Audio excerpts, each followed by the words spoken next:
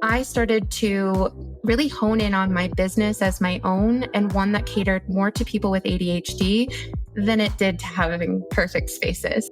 There is a world of organizing where you just look like you're making more mess.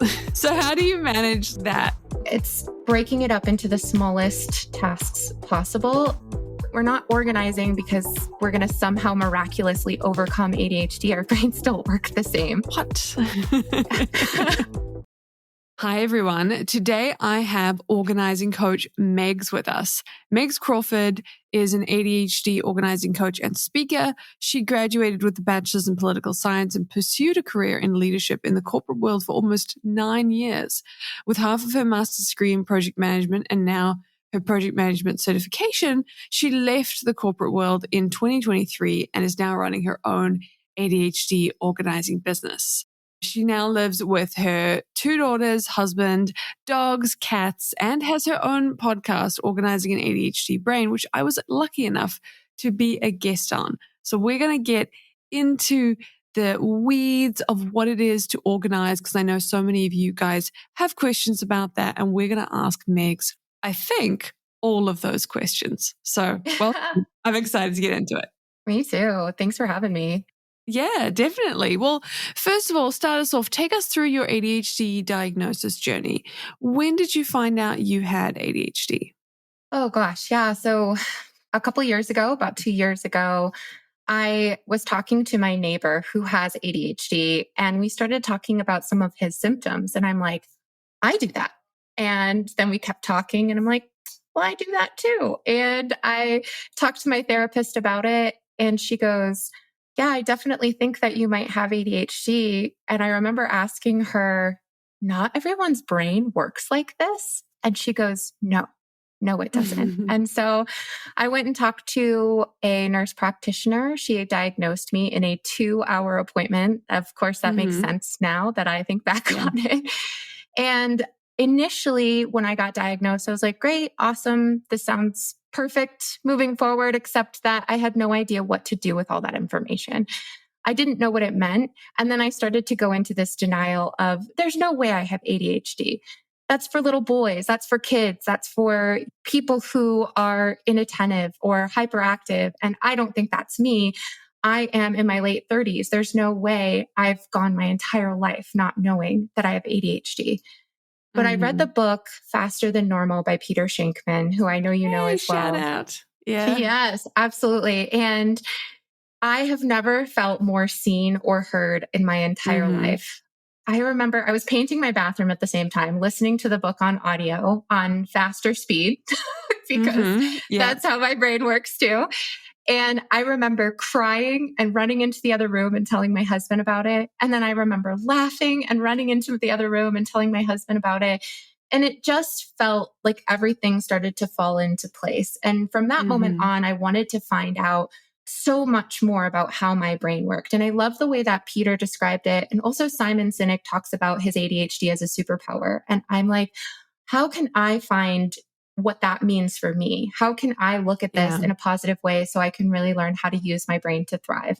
And so that's what kind of started my journey into accepting it, first of all, and then really trying to figure out, how does my brain work in a way that I can work with it instead of against it? Yeah, exactly. Which brings us kind of to the organizing piece, because organizing your physical space with ADHD can be really tricky. So what made it something that you enjoy? About 8 years ago, I really got into Marie Kondo and The Minimalist, which are documentaries you can watch on Netflix. They also have books.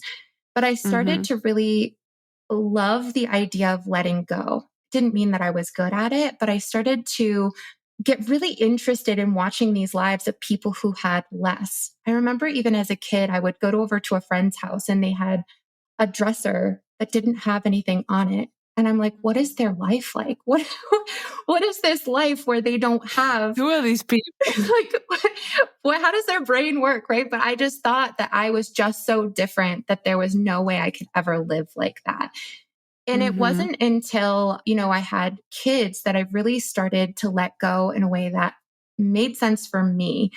Of course, with kids, they're constantly growing out of clothes. They're constantly growing out of toys.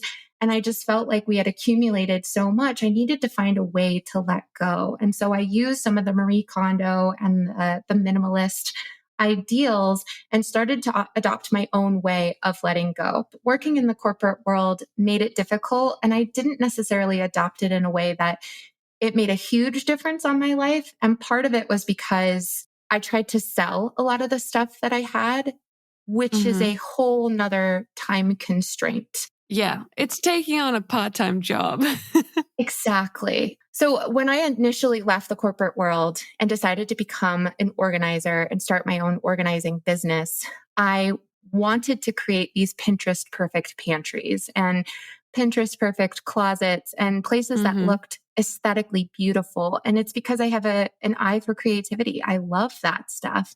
But as I started working with clients and understanding what the impact was on my own life and my mental abilities, I started to really hone in on my business as my own and one that catered more to people with ADHD than it did to having perfect spaces, because that's more advanced organizing, if you will.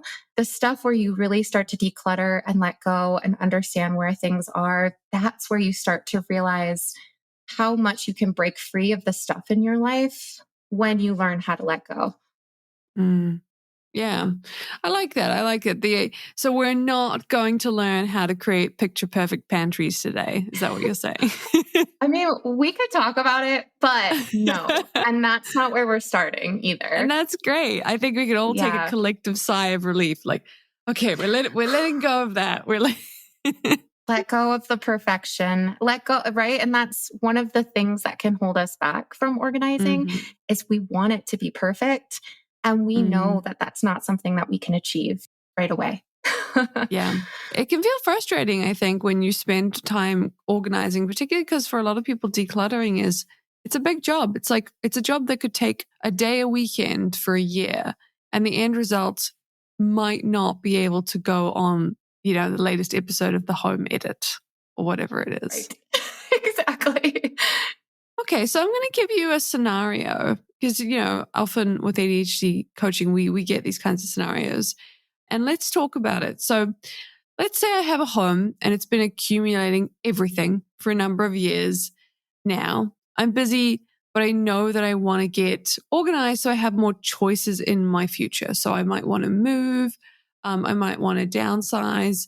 And I'm finding it really overwhelming because every time I think about that kind of thing, it's just, yes, but what would I do with the 20 years of accumulated stuff that I have in my house? And not just my stuff, but my family stuff as well. Let's say I come to you. What is the first thing you'd recommend that I do? So I would ask a lot more questions. I would ask, what is your time frame? And when you're thinking about letting go, what does that actually look like? If you're moving, sometimes that's a 3-month time frame. And that's where I would recommend hiring someone. Get someone in there to help you go through it, because letting go and the process of organizing and decluttering can be exhausting to the point where we could dedicate 3 hours to it one day. And then the thought of ever doing it again is like, no, I can't do that because it was so exhausting. I remember that. And that puts the barrier on it to do it again. The next thing I would say is, what is the place in your house that causes the biggest frustration? Sometimes I talk to my clients, especially about like the places you see the most, like your work area, or the place that you leave the home and then come back. Oftentimes that could be the laundry room or like right inside the garage or even your front door. What does that look like? Because that's going to give you the feelings that you leave with during the day. And those are going to be the same types of feelings that you come back to see first thing that'll remind you what you're coming home to. And that can overwhelm us. So like if you have like shoes upon coats, upon jackets and purses and so on, that's going to give you this overwhelming feeling that doesn't make you look forward to coming home or leaving. So that would be where to start. And if you're doing it on your own, it needs to be the smallest amount of steps possible to get to the next step. And what I mean, like take a baby step each day. So I recommend to my clients a couple of different things. You could start with 15-minute increments, which I still do for myself to this day, especially if I'm exhausted, I'm overwhelmed, and I can't get myself to do the bigger things. I set a timer for 15 minutes, 10 minutes, or 5 minutes. What could I do in this time frame to make a dent, but not something that's going to overwhelm me where I'm leaving a project that's halfway done? So you could do it that way or put blinders on and compartmentalize what you're working on. So say, for example, you're working on your shoe area and there's a bunch of jackets there. You're going to go through the jackets. Take all the jackets, put them on your bed, and take a look what fits you, what doesn't fit you, what do you want to keep, what do you want to let go, and what do you think makes sense for you to still keep in that area? What makes sense to store away? What could you put in a donation box? This is a lot of information all at once, right? But like the simpler you can make it, the better. So even if that sounds too overwhelming, look at one jacket that doesn't belong there anymore and put it in a donation box or put it somewhere where you're going to remember where you put it. So it's breaking it up into the smallest tasks possible because especially you had mentioned, people are busy. People have so much on their plate already that now you want to declutter. That is a whole nother way of living. And it's not something that you can do in a weekend or in a week. It's kind of like going on a diet. And I hate diets so much. But if you're trying to lose weight and you're trying to lose 50 pounds, think about how long did it take you to gain that weight? So if you're talking about 20 years of clutter, do you think that you can really let go of 20 years of clutter in one weekend? So like putting the logic behind it and rationalizing it and then celebrating those teeny tiny itty bitty little wins is going to make all the difference. I think that's a big piece of it. It can feel incredibly overwhelming to do such a big task. Hey, you listening to this podcast. If you like what we do and you want to hear more of it, there is one way to make sure that happens. Please go ahead, subscribe, and leave a 5-star review. We have been told 5-star reviews can help us to get seen by more people, which means more people are going to learn about ADHD strategies. Just press the button. Just give us a 5-star review. You mentioned that 15-minute increment. Do you recommend tackling a room at a time, a box at a time? Like, how does that work as well? Absolutely. So I think we get so excited about all of the things that we could possibly do that there's this huge project that if we do 15 minutes here and then 15 minutes in our room, 15 minutes in a closet, you're not going to see that making a very big difference over time. So I do recommend starting in a certain area so that you can start to see a difference. One thing I even recommend if you follow me or anything on my podcast, I'm always saying test something out and see if you can do it. Like, for example, where do you want your scissors to go in your house? Decide where your scissors go. Tell everyone where the scissors go because communication is a huge part of it. And then how long does it take for all of the scissors to end up in this one space? So it's not as if you're saying, okay, now I need to go and collect all the scissors in my home. Not like that. More like, okay, I have a pair of scissors. Where do they go? I've decided they go in this drawer. And so over weeks or over months, you're going to see them all accumulate in one space. That's where all the scissors go. Now you know you can do it. So assign a place for something else. So like I only have 3 jackets that go in that this might be too much for people, but if you have 2 people living in a home or one person living in a home, 3 jackets go in this one place and that's the only place they go. They don't go anywhere else in the home. So you start to set these guidelines and parameters for yourself. When you give yourself more rules to follow, then that's going to help you stay in your lane when it comes to organizing. Because it's not as if our brains are changing, right? We're not organizing because we're going to somehow miraculously overcome ADHD. Our brains still work the same. What? Something I've done for myself is like, I love projects. I love projects. Like, you can see the wall behind me. I've got. Yeah, I was just looking at that. You've got little geometric tiles. Yeah. I do. I love them. And then I've got these other geometric shapes, but I used to have these pictures up on the wall too. And initially when when I put up the geometric shapes, I'm like, oh my gosh, I've got to take down these pictures and then maybe I should paint. And then also I should buy this and this and this. But I have a rule for myself now. If I'm in the middle of a project, I'm not allowed to purchase or do anything for another project until I'm done with the first one. And that helps me with my impulsive buying. It helps me not to accumulate as much. And it helps me to keep my focus on one thing at a time. Because right now my project is out in the garden and I'm building a wall and I have 3 more pieces to put up. So I'm not allowed to do anything or buy anything else until that's done. So the same can go for your home. Finish a space that makes sense for you first. So then you can relish in the fact that you can do it. That you know you can do it. And you can be so proud of yourself for the spaces that you've created that you know that you can do it incrementally in other spaces as well. Yeah, that makes sense. And so how do you recommend, if I'm decluttering, if someone is decluttering, how do you recommend managing transitions in organizing? Because obviously, like you said, it's 20 years of clutter. And so it's not going to get done in one day. But there is a world, at least what I've seen, of organizing where you just look like you're making more mess. So how do you manage like that situation? Absolutely. Allow yourself to not do a project all at once.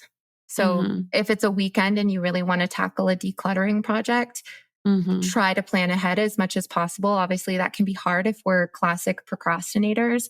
But if you go into a project, start to set timers for yourself so that you're also taking care of your body, you're drinking water, and you're being mindful of what you're doing. So you're not getting too far into a project that then becomes way more overwhelming than it becomes freeing. Yeah. So when it comes to transitions, I would suggest going back to what we talked about, putting blinders on and focusing on one space at a time. And even coming back to the 15-minute timeframes, is setting a reminder on your calendar, and incorporating it into a routine. So when I get up in the morning, I brush my teeth, I feed my children, and then I do 15 minutes of decluttering as soon as I feed them. Add it to a routine that you already have established. So it's just part of something that you do, but not something that overwhelms you or something that you're going to put barriers on for yourself not to complete. Because oftentimes we're putting those walls up for ourselves, not even really knowingly, right? It's kind of an unspoken thing, but we put walls up when something's not necessarily working for us as well as it could. And understanding too that like when you fail, maybe you're trying to do a 15-minute decluttering session in the morning. If you fail at that, maybe the evening time is a better time for you to try to do that and add it into your schedule and figure out how that looks in your life. But, I think really what this comes down to is mindset again, is having something to kind of work towards. I was working with a client earlier this year, and she was really wanting to get out her beautiful china and to show off some of these beautiful pieces of furniture that her and her wife have accumulated over time. But her dining area it just had so much stuff everywhere. And she told me she just didn't think that this was something that she could ever achieve. But through 15 minutes here, 15 minutes here, calling her neighbor down the street one day to come and move a piece of furniture with her, she didn't get to the point where she was able to have a garden party that she wanted to have, but she was able to have her family over and they were able to sit in the dining room. And she felt so proud in that moment of being able to show off the stuff she really wanted to see versus the clutter and the stuff that we accumulate. And so when you start to equate it to what your life wants to be, I'm all about visualizations and manifestation and things like that. When you think about what that looks like, what's one thing that you could do today to try to achieve that? Yeah. Because we think so much about like this huge, big picture down the line. But the truth is that like we only have today. So if we only have this one moment we're in, what is one thing that we could do? And challenge yourself to do that one thing. Yeah. No, that's really, really good. I appreciate that. And so how do you stay consistent? And I agree with you, that idea of having a big thing to work towards. I mean, when we work with clients, on like work goals and career goals, it's a similar thing. It's very helpful to have a goal that you're working towards. So what do you do when you're talking about staying consistent on that over like a long time, over sort of 6 months plus? So consistent as far as like continuously decluttering your home. Yeah, like not just getting overwhelmed and saying, you know what, this room's never going to get done. I need to start with the other room. That one will be easier. That comes back to the rules that you've set for yourself. If you want to adopt the life of having a decluttered home, you moving on to the next room means that you're leaving a project undone, which is classic ADHD again. Yep. But if you tell yourself you're not allowed to move on until this room is done, you're giving yourself that boundary.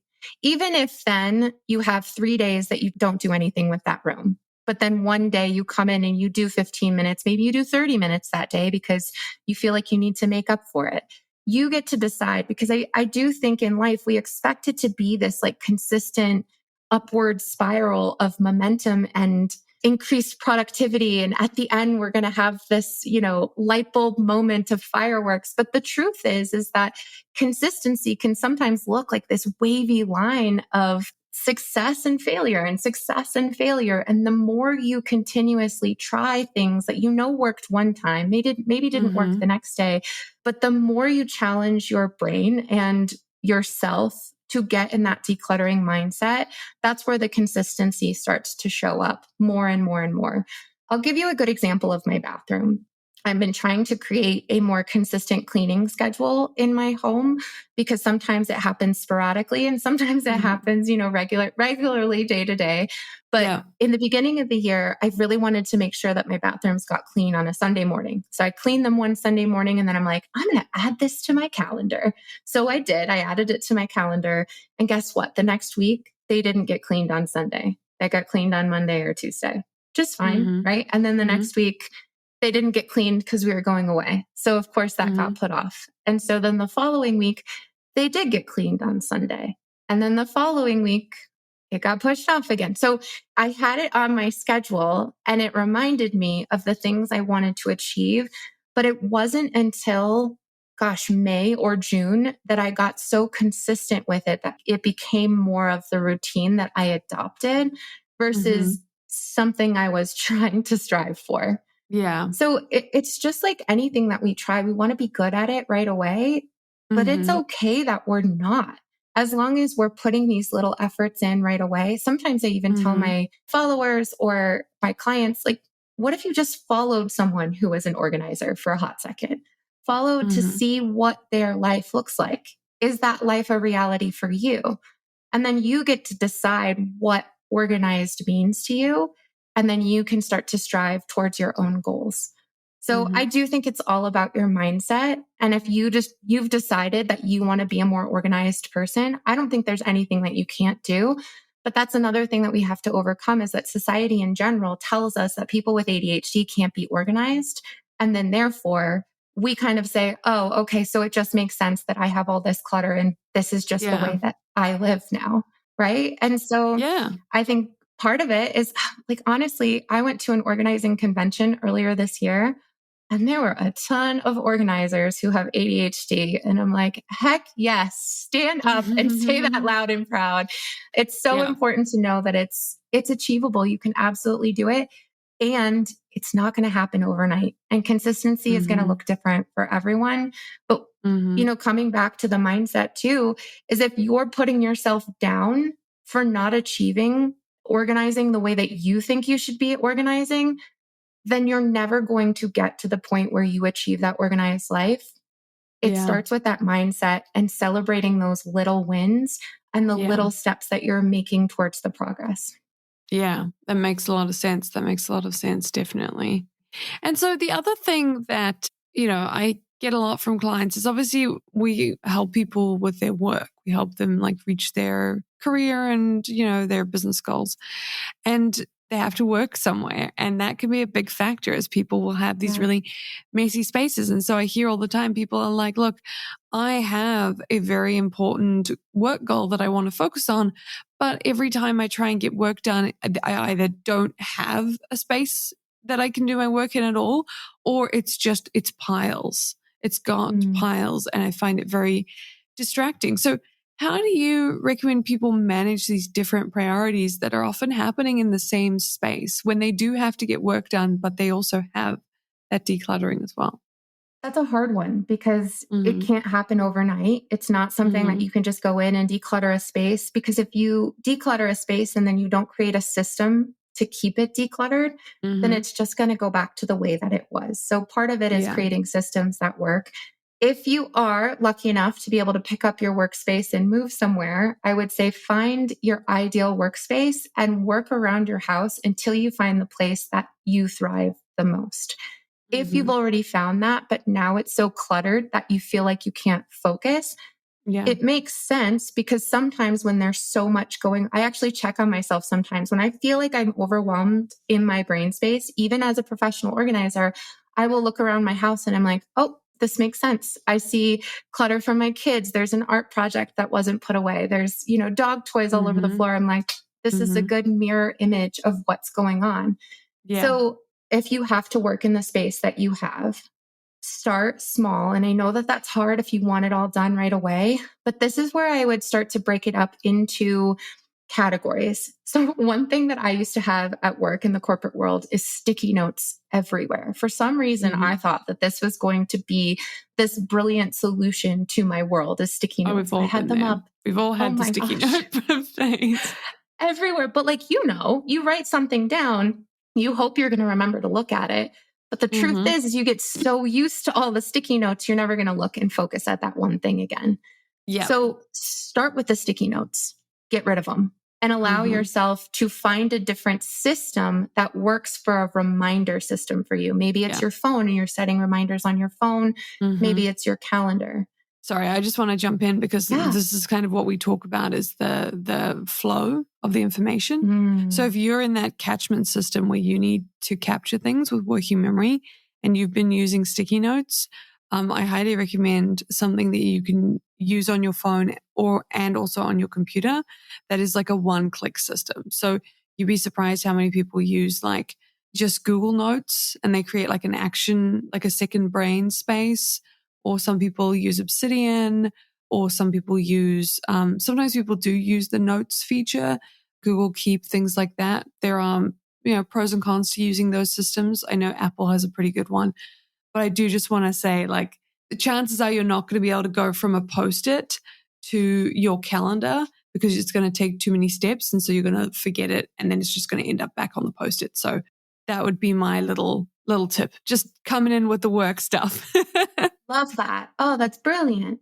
And that's a system, right? Like that's where we Mm-hmm. work together. Like your post-it notes are not working. Get rid of them in your eyesight because they're Mm-hmm. colorful and they're fun, but they're distracting. Yeah. And when we look at clutter, it's a one big whole clutter, right? Oh, yeah. And Mm-hmm. it's hard to break it up into those little pieces. So when you start to compartmentalize, it's easier. So, okay, so maybe you have a bunch of fidget toys laying all over the place. Mm-hmm. Okay, so now decide, where do your fidget toys go? And do you Mm-hmm. have too many? I don't know. I play with silly putty. So I keep one thing of silly putty at my desk, and then I have an actual box for silly putty, and it's like a really pretty floral box that I keep to look at. I do like the prettiness of organizing too, but I keep Mm-hmm. it in my closet and I can grab a new silly putty whenever I need it. That's my fidget toy of choice. When you think about pens and things like that, pens or pencils, how many do you need at your desk? So then that's another day. I am just going to clear up all of my writing utensils and see what that Mm-hmm. looks like. Something that helped me a lot, because I know a lot of people with ADHD love the physical aspect of writing things down. And so are you like that too? Yeah. I have a bunch of digital spaces, but I also have a giant A3 pad of paper and a pen, and I use that more than I would. Okay. Well, so I used to have and I didn't know how to organize it in a way so that I could go back to the thoughts that I had, months ago with that person that I Mm-hmm. talked to. And I was like, oh, they said this brilliant thing. And there was this book recommendation. So Mm-hmm. I got myself a Remarkable. Have you ever heard of one of Oh, these? I have one. I have You one do? too. Yeah. Oh my gosh. I love it so much. And so that's Definitely where good paper. I lost a lot of paper when I started using something like that. Absolutely. So this was really helpful for me. So I don't have notebooks all over the place. Now, if you Mm-hmm. prefer notebooks and there's no way that you would ever go to something digital, then figure out a system for your notebooks that works. And that's where it comes down to asking a lot of questions, because people use their notebooks and people have different lives that they live. And so it's not, I can't Mm-hmm. tell you one thing that's going to work for that. It's going to take a lot more Yeah. questions, but it could be Yeah. like, I've got one for journaling. I've got one for notes that I take with incredible Mm-hmm. people. And then I've got one for meetings for work. And they're clearly labeled, so I know where to grab them. And I have them Yeah. set up over here so that I can easily stack them. One thing I just want to say as well is, like, when it comes to your workspace or when it comes to your home in general, is that being organized doesn't mean that you're never going to be messy again. I think Mm-hmm. people think that, like, oh, but I'm still messy. Like, that's fine. I admittedly am still a messy person. I'll give you a good example. I will still put my clothes on the floor when I'm taking a shower or like changing. They still always go on the floor. I don't know what it is, except because I now have so much less going on in my home, in my room, in my closet, I notice them immediately as something being out of place. So I will then pick them up and Mm. put them in the hamper. Yeah. So it takes out that element of clutter just being this one whole thing. I don't have time to do it all. And you Mm-hmm. break it up. I even do it in my car. My girls are 5 and 7. So in the back of the car, they'll bring snacks and then they take off their shoes. And I don't know how they possibly accumulate all of the stuff, but at the same time, they're my daughters. So it all makes sense. The other Mm-hmm. day, I looked at the back of the car and I was like, gosh, I don't want to clean this right now. So I just challenged myself to grab the clothes. I grabbed like a jacket here, the socks that they had taken off. I just did Mm-hmm. that. I brought that in, and then it was so much easier to come back in and clean it up the next day. Mm-hmm. And if that's what you do, those little incremental things, that's where you can start to be really proud of yourself, because you're just breaking it into one little thing. So it's not this Mm-hmm. whole gigantic thing in the future.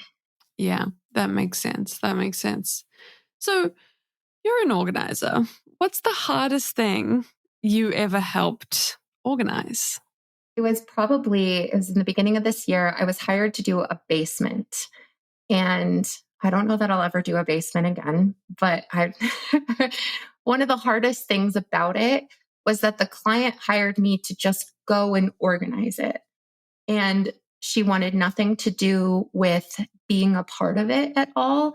She just said, go and organize the stuff that's there. Now, when I walked into this basement, and I look at spaces now, and the more clutter there is, I'm like, yes, let me into this place. I will make it organized. So I was really excited. But one of the things she didn't want to do was let anything go. And so that was an incredibly hard thing to organize. For example, the toys that were down there that didn't necessarily need to be, I could tell they were broken and things. And I would make recommendations, but ultimately those toys just ended up on the shelves. And part of it was because the client didn't want to work with me, I couldn't ask them questions and help them get into the mindset of letting things go so that we could create a space that was less overwhelming when they walked into it. Now, ultimately, I was able to label everything and make it work for her where things were off the floor. This was probably in 1,000 square foot space. Wow. Yeah. And then in the end, there was nothing on the ground. Everything was labeled. It Mm-hmm. was very easy to find things, even as far as books being coordinated by theme, like Mm-hmm. Christmas books and Halloween books and Wow. things like that. But it was, I walked away from that project and I didn't feel a ton of pride in it. I Mm-hmm. felt like it looked pretty. It was nice, but Mm-hmm. I didn't know enough about that client to say that this was going to work for her in the future, Yeah. because I couldn't Yeah. ask those questions. And that was one of the things I started to talk to other organizers about. I was like, do you have clients work with you, or do you just go in and organize? And they were like, well, it depends, but sometimes it's frustrating because we'll do something and then we'll come back and the client has not been able to keep up with it. And I'm like, well, that's where I want to do it differently. So now when I work with people, I won't do a space in your home unless you're there with me, so that I can ask Right. all the, like, if you have to walk away and sign into a meeting, things like that, that's okay. But Mm-hmm. it comes down to working together so that I continuously ask questions about, like, what do you Mm-hmm. use this for? Help me understand. Yeah. this process versus this process. So that way we can figure out what works best in what spaces so that it makes Mm-hmm. sense for you to live your life moving forward and easier for you to actually modify the things that are in your life. Because maybe something we tried didn't work out, but you can say, I like that Megan's thought process was this, but I think it would work better for my family if we did it this way. But Yeah. then you're just building upon what we did versus just trying to guess and check. That makes sense. That makes a lot of sense. But my husband would say that he is also the hardest organizing job I've ever had. He also has ADHD. So yeah, we're all a work in progress, aren't we? Yeah, definitely. And what would you say is the biggest stumbling blocks or I say the biggest stumbling block? So a stumbling block that your clients have when it comes to getting organized? I think part of it is letting go and understanding what they can let go of versus what they feel like they have to keep. And so it's finding the right mentality for them to adopt for their own letting go process. Because my goal is to teach them the different things that they can ask themselves, the different questions they can ask for themselves to understand if something's worth letting go or not, or if they need to hold on to it for a little bit longer. And sometimes one thing will work for some person or some people, and one thing will work for another person. So it's just really finding that right mentality to get into to understand. So I have this one client whom I love. I fall in love with all of my clients. They're just so amazing, right? And I feel like, especially with ADHD, we are so focused on being so good at something that we want to be the best at it right away. And so I come in with no judgment whatsoever. And I always let my folks know that I'm never going to force you to get rid of anything. I'm going to give you some things to ask yourself and some considerations to make. But in the end, the decision is up to you because you're in charge of your things and how they make you feel. But I went into a client's home the other day. We hadn't worked together for a couple of months because she's been going through some health stuff. And I asked her, I said, hey, what do you want to do with these? Is it okay if we throw this away or do you want to think about it? And she was making some faces and she's like, just throw it away. I was like, okay, so talk to me about this because it doesn't feel like you're confident in what you're saying.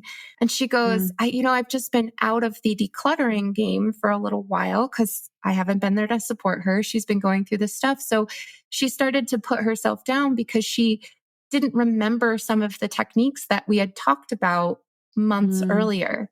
But she felt like she needed to throw this away because I had said, do you want to throw it away? Right. So she was almost trying to people please me a little bit. Right. But I was like, we're not doing this to make me happy. We're doing this to make you happy. So tell me a little bit about why you would want to keep these. Let's talk about that. So they were cardboard boxes. I think she had gone to Australia and she'd gotten these beautiful little plates with flowers on them. So we took the plates out of the cardboard boxes and on the back of the boxes, it had the description of the flowers on it. And she goes, I just don't know if I would like to read the description of the flowers one day. And so I also know that I'm never going to actually read the description of the flowers, but like being able to get from here to there is very difficult. So I said, well, with Google Lens, you can actually take a picture, see what kind of flower it is, and it'll give you a description of what that flower is. Would that help you? And I bet the back of this box is online somewhere. It's going to recognize that with Google Lens. And she goes, that's brilliant. I do that with my flowers. I take pictures of my plants to see what my plants need and how to take care of them. So she's like, no, that makes me feel a lot better. So if she ever looks at these plates, she still has the opportunity to read more about them because she doesn't need to keep this thing that's going to take up room in her life. But my goal is I don't want her to now be thinking about those cardboard boxes for months because she regrets not having them.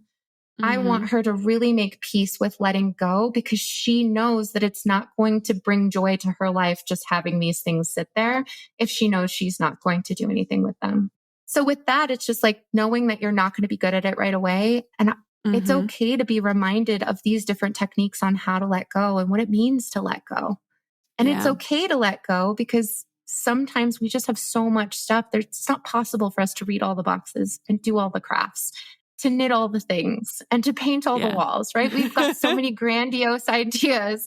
Yes. It's okay that we're not doing all of them. And so those are some of the things that I run into. Yeah, definitely. Definitely. Well, thank you so much for all of their information. I just have a couple of questions we ask everyone, but gosh, there's so much. I've been taking notes and I think it's really cool.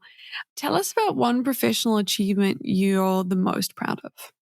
My favorite professional achievement is feeling brave enough to leave the corporate world where I had a very secure job and I was going places Mm-hmm. to do something that was incredibly scary and start my own business.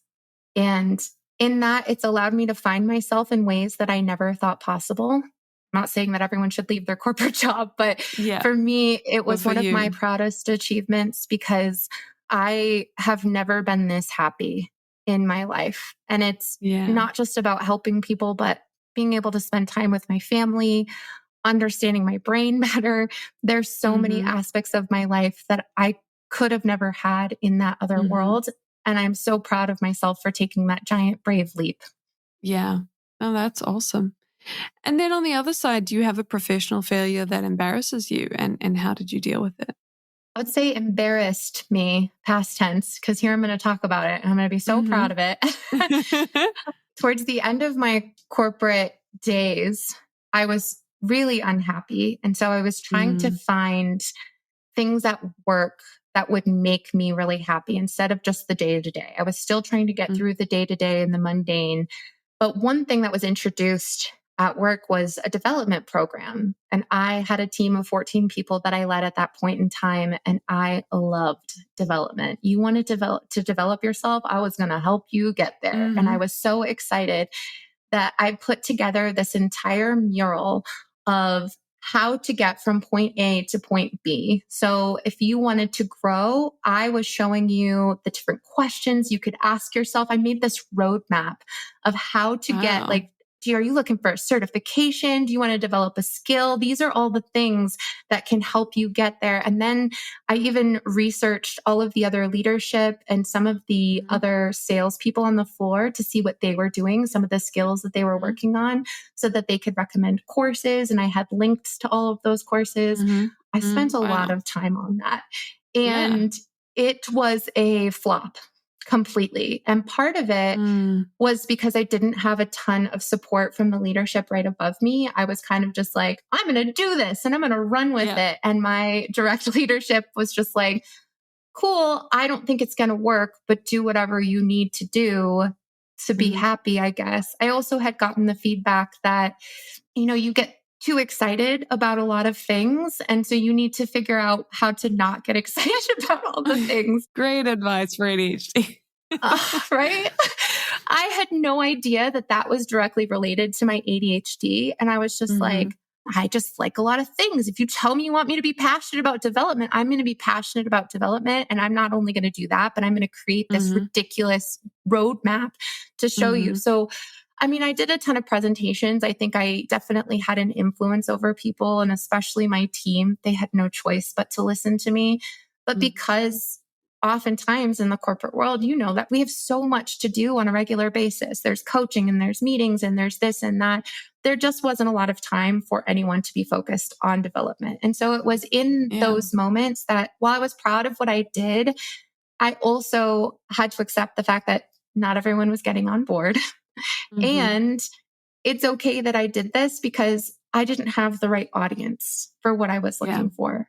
So there was a lot of acceptance in that. I was so active in our Slack chat and I was like, who's been developing today? And it would be like crickets. And that makes sense now that I look back on it because people are just so exhausted from the stuff that they're doing already that they just weren't ready for Happy Megs to be coming in and telling them that they needed to do one more thing in their day. So that was hard for me to accept. But one thing that helped me accept it was I had this leader that I met with, and he said that he has been working on trying to get people to accept development in this world for 15 years.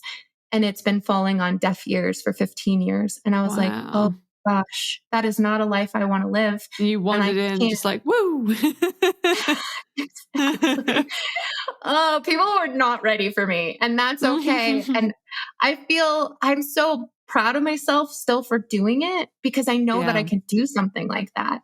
And now I'm able to take my excitement and my passion for things. I can give myself some blinders now, and I can focus on the things and reach the audience that I really want to reach, and the audience that really wants to listen to what I have to say. And that's what makes me excited about being in this world. Nice. Awesome. Well, I just have one last question for you. If you had an ADHD life motto, what would it be? That my brain is here to help me thrive. I wasn't meant to just survive. And I think about that every day as I try to conquer life and try to take things a little bit slower so that I can really enjoy those little things instead of trying to hustle through life at the speed my brain is going. So it takes a lot of reminders to slow down, but it feels good to remind myself that these lives were meant to thrive in. Yeah, that's awesome. Well, thank you so much, Megs. It's been really wonderful to chat with you. And I know a lot of people are going to get a lot out of this conversation. Tell people where they can find you. Yeah, absolutely. So my podcast is Organizing an ADHD Brain. So fairly easy to remember because we want to organize our brains, right? On Instagram, I am at Organizing an ADHD Brain, and there's periods in between all of the words. And then on TikTok, it is the same handle. You can also find me at mindfulmegs.com. And yeah, thank you so much for having me on, Sky. It is always so fun to talk to you. Definitely. Wonderful to have you.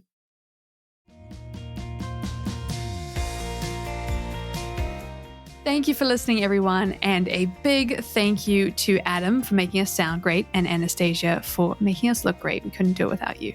And if you're looking for any of the references to the papers that we discuss, head on over to our show notes page because I always bring the receipts. Plus, if you want to find out more about us or any more deep diving into what we're doing, you can find us on Substack. That's where the community is. That's where we're chatting. And you can see all of the fun and exciting things that we are bringing to the table. Thanks for being here.